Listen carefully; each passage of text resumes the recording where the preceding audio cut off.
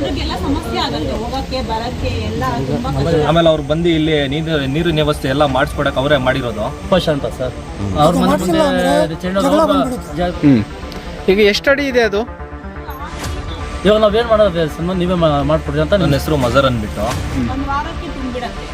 ಆಂಜಿನಪ್ಪನವ್ರ ಹತ್ರ ಯಾರು ನಗರಸಭೆಯಿಂದಾನೇ ಬರ್ತಾರಾ UGD?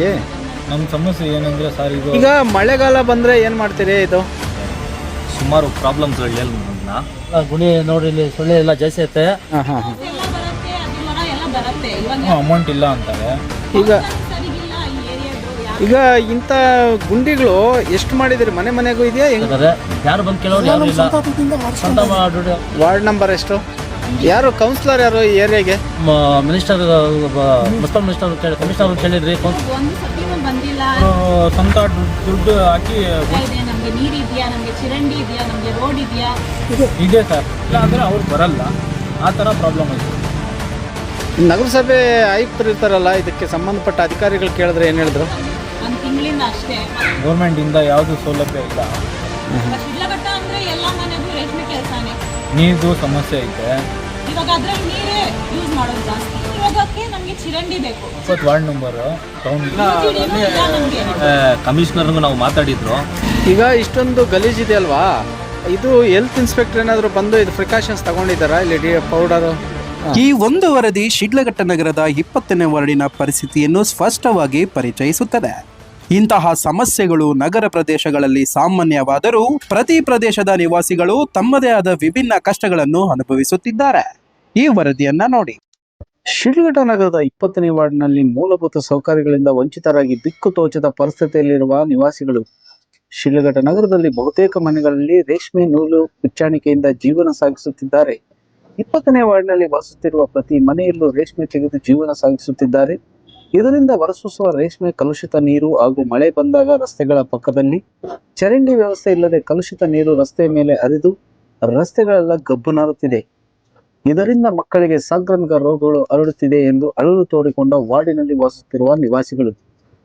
ಪ್ರತಿ ಮನೆಯ ಮುಂದೆ 8 ಅಡಿ ಗುಂಡಿಯಾಗಿದ್ದು ಕಲುಷಿತ ನೀರು ಶೇಖರಣೆ ಮಾಡಿ ಪ್ರತಿ 2 ದಿನಗಳಿಗೊಮ್ಮೆ 1,000 ಹಣ ನೀಡಿ ತೆರವುಗೊಳಿಸುತ್ತಿದ್ದೇವೆ ಎಂದು ಸ್ಥಳೀಯರು ತಮ್ಮ ಅಳಲನ್ನು ತೋಡಿಕೊಂಡರು. ಕುಡಿಯುವ ನೀರನ್ನು ಪೂರೈಸಲು ಪೈಪ್ ಲೈನ್ ಅಳವಡಿಸಿಕೊಡಿ ಎಂದು ನಗರಸಭೆಗೆ ಎಷ್ಟೇ ಮನವಿ ಮಾಡಿದರೂ ನಮ್ಮ ಮಾತಿಗೆ ಕಿಮ್ಮತ್ತು ನೀಡಿರುವುದಿಲ್ಲ. ನಗರಸಭೆ ಸಂಪೂರ್ಣ ವಿಫಲ ಆಗಿದೆ ಎಂದು ದೂರಿದರು. ಮೂಲಭೂತ ಸೌಕರ್ಯಗಳನ್ನು ಕಲ್ಪಿಸಲು ನಗರಸಭೆ ಆಯುಕ್ತ ಮಂಜುನಾಥ್ ಅವರನ್ನು ಕೇಳಿದಾಗ ನಮ್ಮಲ್ಲಿ ಯಾವುದೇ ರೀತಿ ಅನುದಾನ ಇಲ್ಲವೆಂದು ಹೇಳಿ ಸಮಸ್ಯೆಯನ್ನು ಕಡೆಗಣಿಸುತ್ತಿದ್ದಾರೆ ಎಂದು ಆರೋಪಿಸಿದ ನಿವಾಸಿಗಳು. 20ನೇ ವಾರ್ಡಿನ ನಗರಸಭಾ ಸದಸ್ಯರ ಉತ್ತರಗಳು ಸಹ ಕೇವಲ ಫಾರ್ಮಾಲಿಟಿಯಾಗಿದೆ ಎಂದು ಅಸಹನೆ ವ್ಯಕ್ತಪಡಿಸಿದರು. ಈ ಸಮಸ್ಯೆಯನ್ನು ಸಮಾಜ ಸೇವಕರು ಹಾಗೂ ಕಾಂಗ್ರೆಸ್ ಮುಖಂಡ ಪುಟ್ಟು ಆಂಜಿನಪ್ಪರವರಿಗೆ ಸ್ಥಳೀಯ ಮುಖಂಡರು ತಿಳಿಸಿದಾಗ ಅವರು ವಿಶೇಷ ಕಾಳಜಿ ವಹಿಸಿ ತಮ್ಮ ಸ್ವಂತ ಹಣದಲ್ಲಿ 150 ಅಡಿಯಿಂದ ಪೈಪ್ ಲೈನ್ ಅಳವಡಿಸಿ ಮನೆಗಳಿಗೆ ಸಮರ್ಪಕ ನೀರಿನ ವ್ಯವಸ್ಥೆ ಪೂರೈಸಲು ಸಹಾಯ ಮಾಡಿರುತ್ತಾರೆ ಎಂದು ಸಂತಸ ವ್ಯಕ್ತಪಡಿಸಿದ ಯುವ ಮುಖಂಡ ಮಜರ್. ಸರ್ಕಾರ ಅನುದಾನ ಇಲ್ಲವೆಂದು ಮೂಲಭೂತವಾಗಿ ನೀರು ಪೂರೈಸಲು ವಿಫಲವಾದಾಗ ಇಂತಹ ಸಮಾಜ ಸೇವಕರ ಸೇವೆ ಇದು ವಾಸ್ತವ ಪರಿಸ್ಥಿತಿಯಲ್ಲಿ ಜನಸೇವೆಯ ಉತ್ತಮ ಉದಾಹರಣೆಯಾಗಿದೆ ಎಂದು ಸ್ಥಳೀಯರು ಪುಟ್ಟು ಆಂಜನಪ್ಪರವರ ಸೇವೆಯನ್ನು ಆಡಿ ಹೊಗಳಿದರು. ನಿವಾಸಿಗಳ ಅಳಲು ನೀರು ತಲುಪಿಸಲು 6 ಅಡಿ ಗುಂಡಿಯಾಗಿದ್ದು ಅದರ ಮೂಲಕ ನೀರು ಹರಿಸುತ್ತಿರುವ ಸಂದರ್ಭಗಳು ಬಹಳ ಆತಂಕಕಾರಿ. ಇದು ಮಕ್ಕಳ ಸುರಕ್ಷತೆ, ಪರಿಸರ ಹಾನಿ ಹಾಗೂ ಆರೋಗ್ಯ ಸಮಸ್ಯೆಗಳಿಗೆ ಕಾರಣವಾಗುತ್ತಿದೆ. ಇದಕ್ಕೆ ವೈಜ್ಞಾನಿಕವಾಗಿ ನೀಡುವ ಪರಿಹಾರಗಳು. ಸರ್ಕಾರ ತಕ್ಷಣವೇ ಅನುದಾನ ಬಿಡುಗಡೆ ಮಾಡಬೇಕು.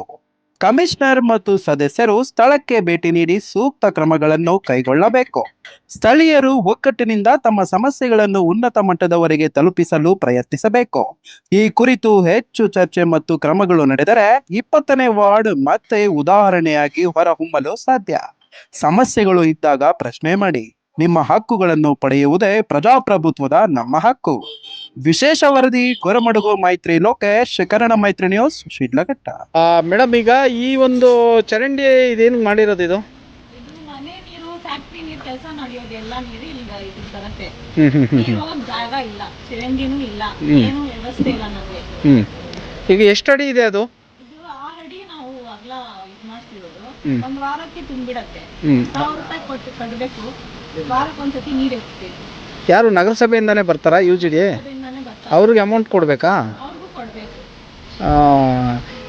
ಮತ್ತೆ ಇದು ಬರಲ್ಲ, ಒಂದು 2-3 ಸತಿ ಮಾಡಿದ್ರೆ 15 ದಿವಸಗೆ 1 ತಿಂಗಳಿಗೆ ಬರ್ತಾರೆ ನೀರು ಎತ್ಕೊಂಡು ಹೋಗೋದು. ಮತ್ತೆ ಅದು ರಸ್ತೆ ಮೇಲೆ ಬರಲ್ವಾ ಅದು? ಅದ್ನೇಳತ್ತೆ, ಇದು ಮಣ್ಣು ಹಾಕಿರೋದು, ಇದೆಲ್ಲ ಮಣ್ಣು ಹಾಕಿರೋದು ಹಾಂ, ಅವ್ರಿಗೆ ಎಲ್ಲ ಬಂದಿರತ್ತೆ ರೋಡಿಗೆ.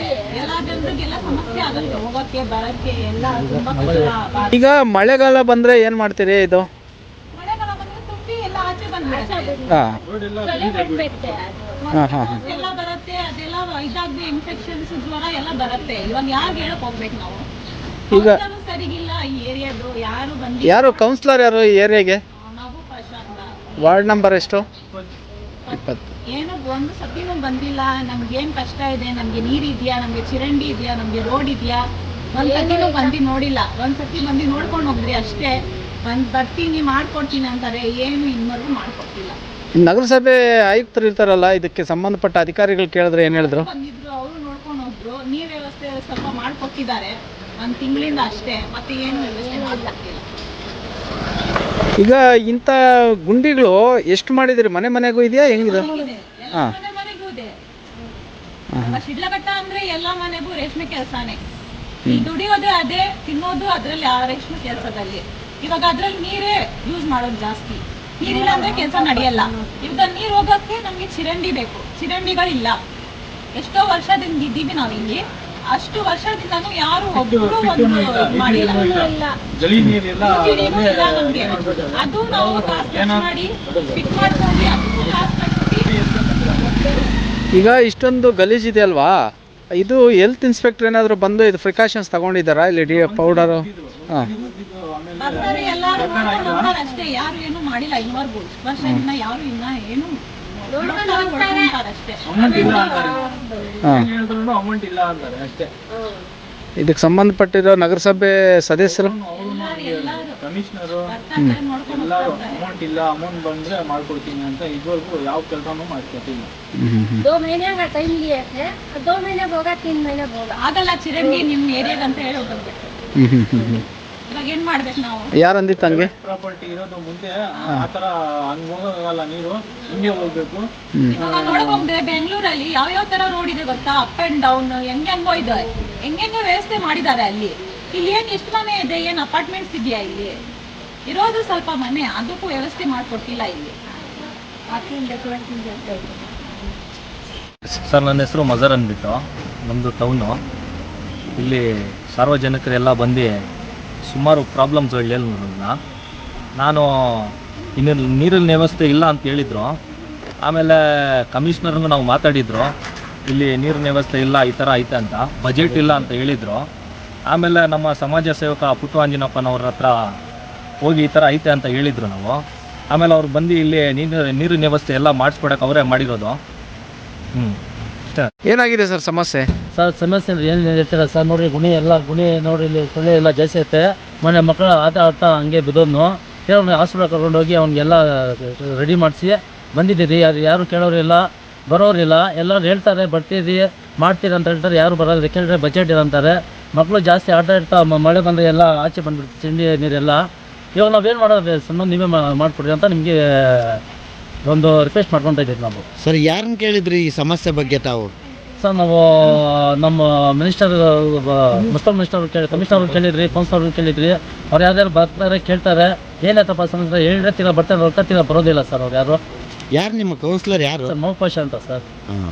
ಏನು ಅವ್ರೇನು ಡೈಲಿ ಬರ್ತಾರ ನಿಮ್ಮ ನಗರ? ಇಲ್ಲ ಸರ್, ಯಾರು ಬರೋಲ್ಲ. ಅವರು ಒಂದ್ಸತಿ ಬಂದು ಹೋಗಿದ್ರು ಅಷ್ಟೇ. ಅದಕ್ಕೆ ಯಾರು ಬಂದೇ ಇಲ್ಲ. ಎಲ್ಲ ಅವರು ಅವರೇ ಮಾಡ್ಕೊಂಡಿದ್ದಾರೆ. ಅವ್ರಿಗೆ ಖರ್ಚಿನ ಅವರೇ ಮನೆ ಮುಂದೆ ಗುಣಿ ಹಾಕೊಂಡು ಅವರೇ ಚೇಂಬರ್ ಕಟ್ಸಿ ಅವರೇ ಕ್ಲೀನ್ ಮಾಡ್ಕೊಂಡು ಎಲ್ಲ ಅಮೌಂಟ್ ಅವರೇ ಬರ್ತಿದ್ದಾರೆ. ಯಾರು ಬಂದು ಕೇಳೋರು ಯಾರು ಇಲ್ಲ. ಸ್ವಂತ ದುಡ್ಡು ಅವ್ರ ಮನೆಯಿಂದ ಅವರವರೇ ಮಾಡ್ಕೊತಿದ್ದಾರೆ ಸರ್. ಅದಕ್ಕೆ ಈಗ ಇರುತ್ತಲ್ಲ, ಅವ್ರ ಮನೆ ಮುಂದೆ ಜಗಳ ಮಾಡೋದು, ಮನೆ ಮುಂದೆ ಅವರೇ ಜಗಳ ಮಾಡ್ಕೊತಾ ಇದ್ದಾರೆ. ಹೆಂಗೈತೆ ಸಮಸ್ಯೆ ಅಲ್ಲಿ? ನಮ್ಮ ಸಮಸ್ಯೆ ಏನಂದರೆ ಸರ್, ಇದು 20 ward number, town limit Shidlaghatta ಬರೋದು. ಗೌರ್ಮೆಂಟಿಂದ ಯಾವುದೂ ಸೌಲಭ್ಯ ಇಲ್ಲ. ಏನು ಕೇಳೋಕ್ಕೆ ಹೋದ್ರೂ ಅಮೌಂಟ್ ಇಲ್ಲ ಅಂತಾರೆ. ನಮ್ಮ ಕೌನ್ಸಿಲರ್ಗೆ ಹೇಳಿದ್ರೆ ಅಮೌಂಟು ಇಲ್ಲ ಅಂತಾರೆ. ಕಮಿಷ್ನರ್ಗೆ ಹೇಳಿದ್ರೆ ಅಮೌಂಟು ಇಲ್ಲ ಅಂತಾರೆ. ನೀರಿದು ಸಮಸ್ಯೆ ಐತೆ, ಚರಂಡಿ ಸಮಸ್ಯೆ ಐತೆ, ಫಿಟ್ ಸಮಸ್ಯೆ ಐತೆ. ಎಲ್ಲ ಫಿಟ್ ಒಂದು ಸಲ ಎದ್ದಬೇಕಂದ್ರೆ 1,500 ಕೊಡಬೇಕು. ಅವ್ರವ್ರ ಮನೆ ಹತ್ರ ಗುಣಿ ಮಾಡ್ಕೊಂಡಿದ್ದಾರೆ. ಫ್ಯಾಕ್ಟ್ರಿ ನೀರು, ಮನೆ ನೀರು. ಆ ನೀರು ಎತ್ತಬೇಕಂದ್ರೂ 1,000 ರೂಪಾಯಿ ಕೊಡಬೇಕು. ಆ ಥರ ಏನು ಹೇಳಿದ್ರೂ ಅಮೌಂಟ್ ಇಲ್ಲ ಅಂತಾರೆ ಸರ್ ಅವರು. ಇವಾಗ ನಮಗೆ ದೊಡ್ಡ ಇಶ್ಯೂ ಆಗೋಯ್ತೆ. ಎಲ್ಲ ಗಲೀಜು ನೀರೆಲ್ಲ ಮನೆ ಮುಂದ್ಗಡೆ ಬಂದು ಮನೆ ಮಕ್ಕಳಿಗೆಲ್ಲ ಇನ್ಫೆಕ್ಷನ್ ಆಗ್ತಾಯಿದೆ. ಕಮಿಷ್ನರ್ ಕೇಳಿದ್ರೂ ಕಮಿಷ್ನರು ಅಲ್ಲಿಂದ ಅಮೌಂಟ್ ಬಂದರೆ ನಾವು ಮಾಡಿಕೊಡ್ತೀವಿ ಅಂತ ಹೇಳ್ತಾರೆ, ಮಾತ್ರ ಮಾಡಿಕೊಡಲ್ಲ. ನೀರು ಸಮಸ್ಯೆ ಇರೋದು ಪುಟ್ಟಣ್ಣ ಕೇಳಿದ್ದೀವಿ, ಅವ್ರು ಮಾಡಿಕೊಡ್ತೀನಿ ಅಂತ ಹೇಳಿದ್ರು. ಆಮೇಲೆ ಸರಿ ಆಯಿತು ಅಂತ ಒಪ್ಕೊಂಡು ಬಂದ್ವಿ. ನೀರು ಸಮಸ್ಯೆ ಸ್ವಲ್ಪ ಪ್ರಾಬ್ಲಮ್ಮು ಸಾಲ್ವ್ ಆಯಿತು. ಮಿಕ್ಕಿದ್ದು ಎಲ್ಲ ಪ್ರಾಬ್ಲಮ್ ಐತೆ ಸರ್. ಫಿಟ್ ಕಲೆಕ್ಷನ್ ಇಲ್ಲ, ರೋಡ್ ಇಲ್ಲ ಸರಿಗೆ, ಆ ಥರ ಆಯಿತು ಸರ್. ಸರ್ ಈಗ UGDದು ನೀವು ಶೌಚಾಲಯದು ಅದು ಹೊರಗಡೆ ಹೋಗಲ್ಲ ಅಂತ ಇದ್ದೀರಲ್ಲ, ಆ ಮನೆಗಳಿಗೆ ಶೌಚಾಲಯ ಇದೆ ಇಲ್ವಾ? ಇದೆ ಸರ್. ಆ ವೇಸ್ಟು ಎಲ್ಲ ಹೋಗುತ್ತೆ? ಗುಣಿ ಸೆಂಟ್ರ್ ರೋಡಲ್ಲಿ ಗುಣಿ ಅವರು ಸ್ವಂತ ದುಡ್ಡು ಹಾಕಿ ಗುಣಿ ಮಾಡ್ಕೊಂಡಿದ್ದಾರೆ, ರಿಂಗ್ಸ್ ಹಾಕಿದ್ದಾರೆ. 3 ರಿಂಗ್ಸು 15 ದಿನಕ್ಕೆ ಒಂದ್ಸಲಿ ತುಂಬೋಗುತ್ತೆ. 15 ದಿನಕ್ಕೆ 1,500 ಕೊಡಬೇಕು ಮುನ್ಸಿಪಾಲ್ಟಿ ಅವ್ರಿಗೆ ಎತ್ತಕ್ಕಂತೆ, ಇಲ್ಲ ಅಂದರೆ ಅವ್ರು ಬರಲ್ಲ. ಆ ಥರ ಪ್ರಾಬ್ಲಮ್ ಐತೆ.